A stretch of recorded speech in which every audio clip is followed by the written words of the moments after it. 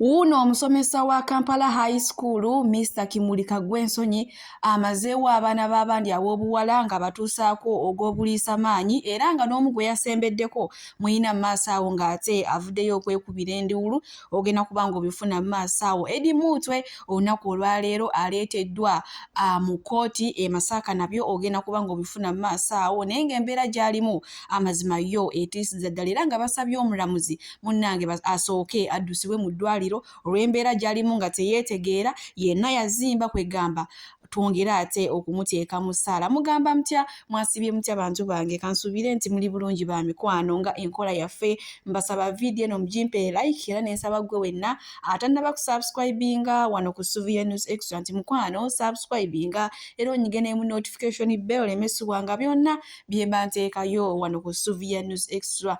Nenyongera okusabirako mmwe mwenna abalwadde abakosefukosefu nti nsaba ekisa kya Mukama ate kibatuukeko ba mikwano. Sheikh Ashraf Dembe omusomi w'edduwa akola ku nsonga z'amaka, oyagala kufuna butuuze bweru, bizinesi nga tezitambula bulungi, oli Uganda oba oli bweru naye nga gwe buli kyokola mukwano byeveera amukubireko agenda kubanga ate akulombera edduwa. Munange olunaku olwaleero Eddie Mutwe aleeteddwa e Masaka High Court naye ng'embeera gy'alimu ekyamazima yennyamiza etiisizza ddala kubanga agambye nti buli kadde abeera mu kkubibwa okuva we yawambibwa kwegamba atulugunyizibwa mu ntulugunyizibwa gwe gy'omanyi esembayo obubi ddala era nga basabye omulamuzi bambi basooke bamutwale mu ddwaliro balabe oba basobola okutaasa ku bulamu. Ngenda kubanga nkutuusaakokko embeera ebaddeyo e Masaka ate tweyongereyo. So gwe wena mukwano yongera okuteeka Eddie Mutwe mu ssaala kubanga maama ebiriyo si birungi.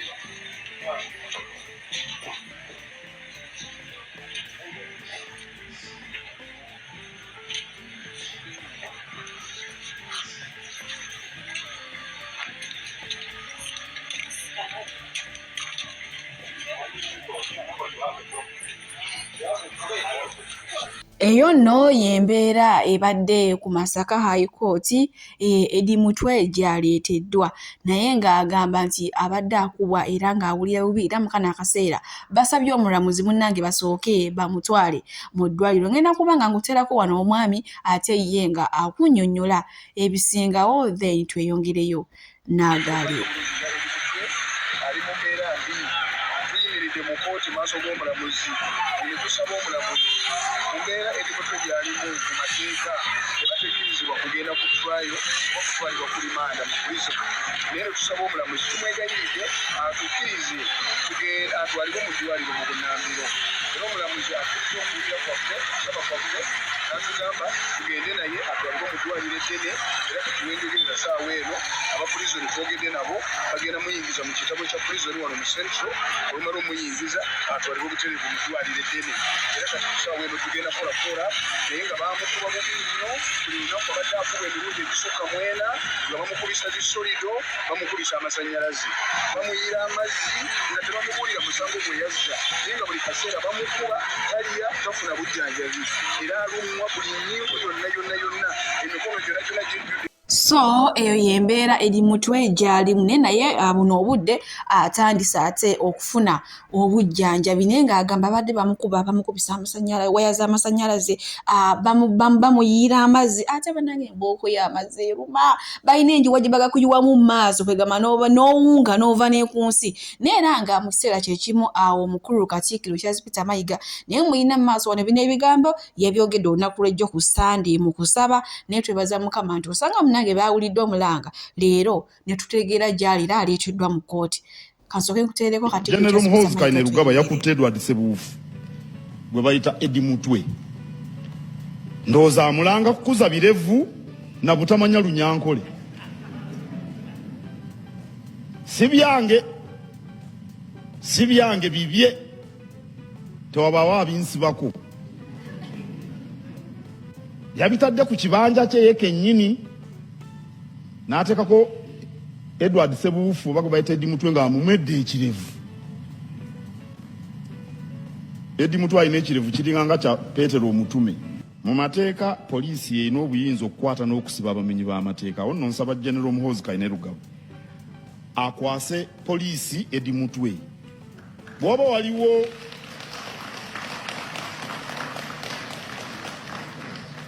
omusango gweyazza amukwase poliisi. Poliisi yebe muggalira ate naye egoberera amateeka. Ssaawa 28 bamutwale mu kkooti.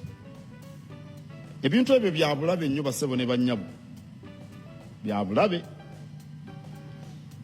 Era bwe bibeera mu mawanga gatabanguka. Bw'atyo Katikkiro Charles Peter Mayiga bwe yavuddeyo munange naye ne yeegatta ku babanja Eddie Mutwe n'ekyonaku olwaleero aleeteddwa mu kkooti eri ewaffe Masaka naye nga baba baakuba oli n'okwogera tasobola abantu bakuba bannaake. Kati bannaye naye nga nkuzizzaako eno munnange wano bunaku nsiiba mbagamba abazadde obudde bannange tigamba muleme kwefuula bize 24 hours mufuneyo ku kadde muyigirize ku baana ewaka emirimu yigiriza omwana ettooke baliyunja batya bawaata batya basiba batya omuwumbo gamba oluwombo balukwata batya ebintu bwebyo naye munnange abaana b'ennaku zino abazadde baabivaako atusobola bwona omukyala kale kamuyite na mukyala tamanyi na kintu kuyunja ttooke Mukama Katonda abana mbatwale mu kyalo bana muleme bakuliza mu bibuga oba nfune oba okitegeera ekintu ekyo.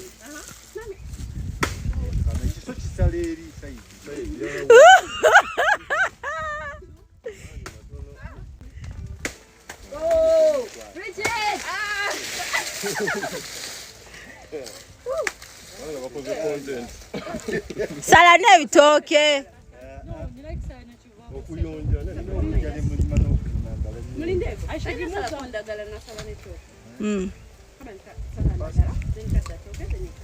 Abo nno be baana baffe abazadde wano nsiiba mbagamba omwana mu budde obw'okusoma beera naye naye okusoma kasita kugwa nga balinga mu luwummula mutwaleko mu kyalo ayige ku mbeera z'omukyalo naye munange ate olwo ffe kitegeeza abaakulira mu kyalo eri Masaka tuli bulungi abaana b'ennaku zino tebamanyikiddeeko ddala kola mirimu naye ekyomukisa omulungi bafumbirwa no Baby Glory alabikirako mu katami nga tamanyi kuyunja ttooke naye yafunye omusajja n'amubba embaga okiwulidde ekintu ekyo kale munange bwe tweyongera yo n'omuyimbi era ng'ennaku zino bamukazi akulya Beyonce boyfriend we King Saha munange yatandiikiriza eri erinnya Beyonce we Uganda nga bagamba Winnie wa Mami munange erinnya nirikwatirira toba tulya ujukira yali alina boyfriend we nga ye Richi era nga Richi ono yamubba ku Zaira Baby mwaka akaseera nti Zaira Baby muntu talina kabina ate ono alina akabina akanyenya yenna Richi n'agamba nedda kangende n'ekino ekisava n'olunaku olw'ejjo yavuddeyo munange n'awandiika bwagugwa wareeta ng'agamba nti ze ne Winnie munange twawukanye n'amwebazaako olw'akaseera ke bamaze Winnie wa Mami n'avaayo n'abyewakana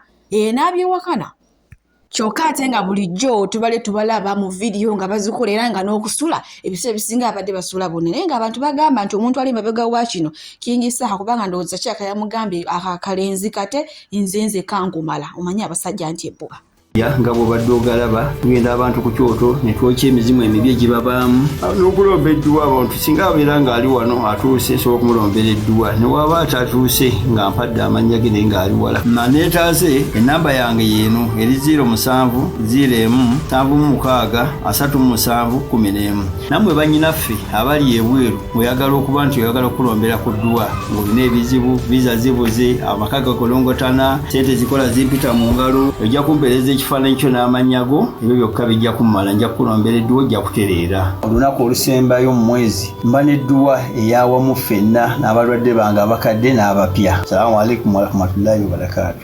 Munange bwe tweyongerayo ne Teacher Kaggwa Ensonyi ono nga musomesa wo Kampala High School era nga asomesa ssomo lya ICT oba tuliyite erya kompyuta kati nno waliwo omwana muwala era nga yatuliddewo guno omwaka ogwagwa gwa 2024 yavuddeyo munange ne yeekubira enduulu oluvannyuma lwa teacher amanyikiddwa nga Mr. Kimuli okumubuzaako emirembe ku ssomero era yatuuka n'okumutuusaako ogw'obuliisamaanyi ng'amukwatira okumukwatira mabere kugamba nga amukwata mu bitundu ebyensonyi ebitateekeddwa kukwatirirwa mukyala yenna. Munnange omwana avuddeyo ne yeekubira endulu kubanga yamukaka akaboozi n'agaana. We yagaana ono ticca n'amuggulako olutalo era n'atuuka n'okumulemesa peepa ye. Buno obudde omwana buyagala kujoyini Erevo naye ate bamugamba tekisoboka kubanga peepa emu kiraga nti eno ku Erevo yagimiisinga. Naye ng'obuzibu bwava ku ticca ono Mr. Kimulu oluvannyuma lw'okulemesa omwana yagezaako mu peepa wonna wonna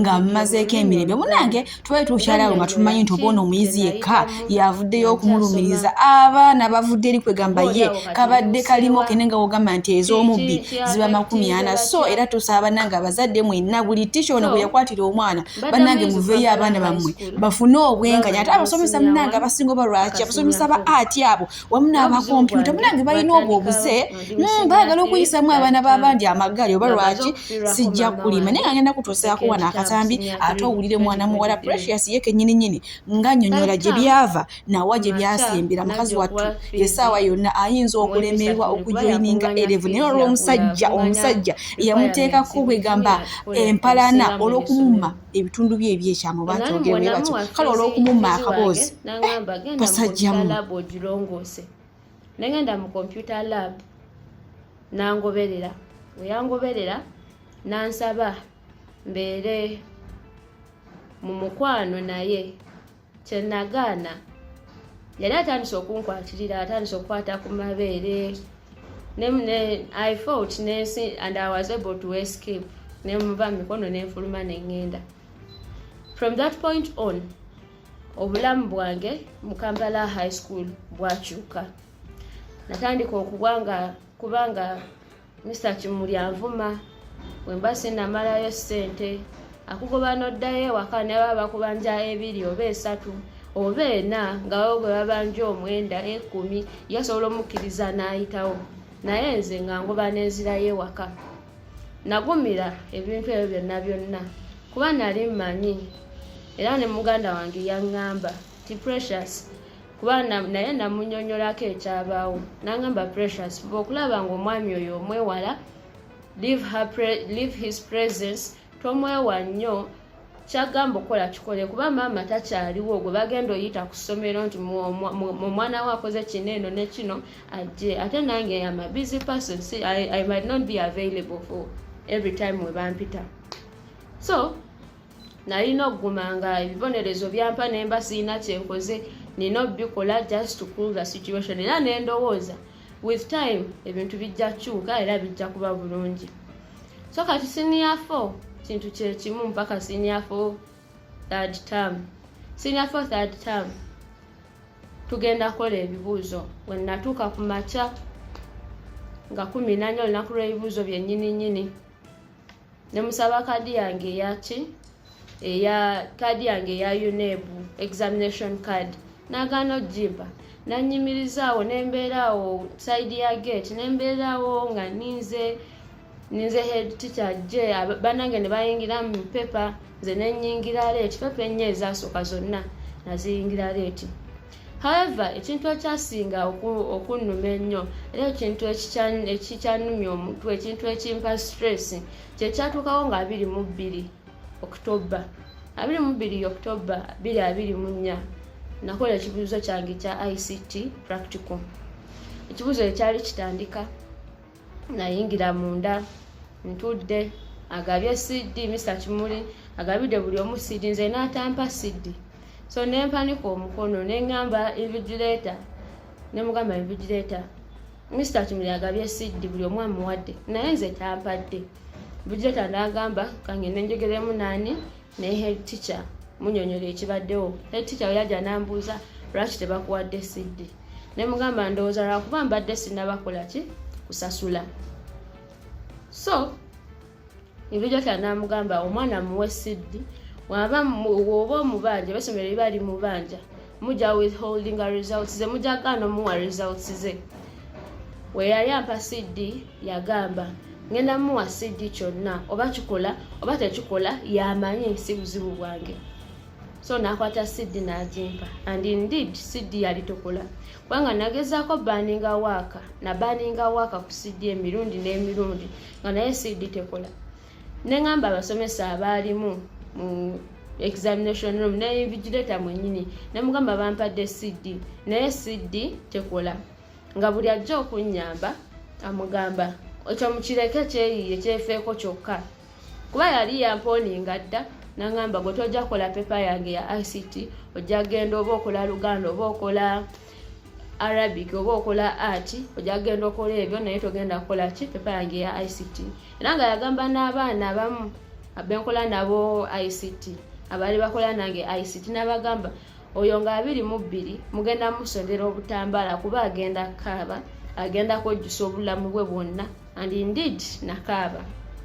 So after nga wakaganya okola ki ogendako ku CD nengamba sesiba nnyo ku CD leka nneme kwesiba nnyo ki ku CD kati nengamba kantandika okola ki oprintinga waka wenatandika oprintinga waka yalaba nga ntandisa oprintinga waka najja nga wakange gwe printinga gwayuza emirundi mingi kwa yakidingana ne ngamba invigilator Mr. Kimuli ayuza waka wange bamuza lwaki ayuza waka n'agamba mbu lwakuba tekuli linnya nenzamu nekebera bulungi wakange ku kompyuta nga kuliko erinnya ntaddeko erinnya kuliko ne index number yange nenziramu ne printinga waka yalabeera nga nzizeemu printinga waka naddamu n'ayuza pepa neggwa nga wakange wedda gwe printinga Mr. Kimuli amuyuzizza yampadde CD nga tekola n'ababadde baagala okunyamba bampe banoonyeze CD ekola yabaganye okunyamba. I was puzzled, so I had to go back home. Naddayo ewaka nga by that time nali simanyi kituufu kye nnyinza kuzzaako. I had to pass rest dakiika 3 awo then nempikinga idea nti kangende ku cafe mpandike ebbaluwa ngisindikire bati ba administrators b'essomero bonna. Bwe nasindika ebbaluwa bangamba ojja kujja enkeera tulabe ki ekyokukola. Enkeera 23 nalina pepa ya ICT pepa ya Islam. Pepa ya Islam nga sinnabagikola sinnagiyingiramu. We had to sit in a meeting with them. Nentula mu meeting ne bankakasa ne bangamba nti bakola backup plans 3 era kwezo backup plans kwe kugirako waka wa buli omu era wakawo wabatagenze we bamunoonya ku UNEB ne bamubura bakola ki bagenda kwezo backup plans ne basangako wakawo era ne bangamba tofaayo ojja kukola ki ojja funa max. But I was not contented with what they had told me kubanga omuntu yali yamponinga dda nti nze nja kwejjusa nja kukaaba mmanya ntya nti ku backup plans okwo kale ne waka wange yamutaddeko naddala nga yagamba nti ye mwennyini backup plans ezo yakola ki yazikola. So the following day 24 October 2024 nenzira ewaka. I didn't have a paper on that day. When nali ewaka nenkubira KCCA department nensindika amabaluwa ku Ministry of Education banya my email address, but up to now sifunanga ki response yonna kuva kwaba abantu. Wenakuwa KCCA department omutale yakwata essimu yagamba mpa erinnya ly'omusomesa nendimuwa nangamba kati tofaayo ojja kola ki tofaayo we shall follow up the issue tulabe ekyokukola. Up to date siwulizanga kintu kyonna from that side. So I said pressure soko relaxing okoleki omalirize paper zo.